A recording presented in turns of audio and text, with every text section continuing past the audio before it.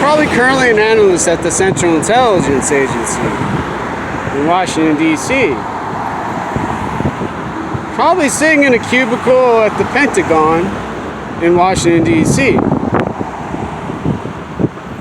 In Washington, D.C. In Washington, D.C. Trying to solve the mathematical language of a Chase Bank I was either going to rob in their simulation, powered by their artificial intelligence quantum computer,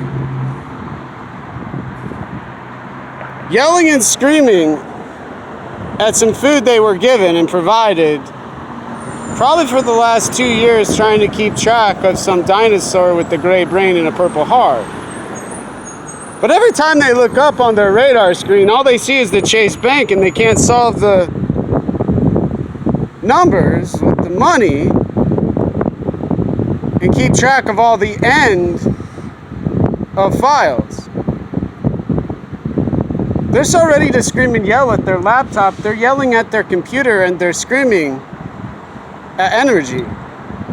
Wasting their energy and not participating in the active inference required and necessary to not be so confused and so disoriented and so loud.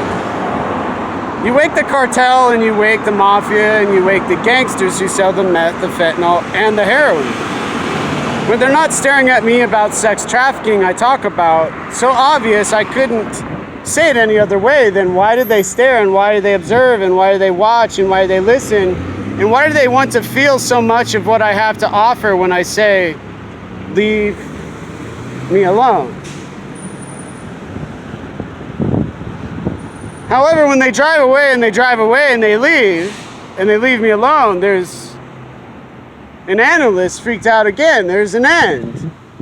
And there's no more unknown files, and they've got to figure out, well, how do they finish what they were told to do?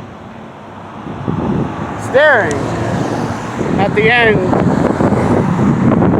of an unknown file.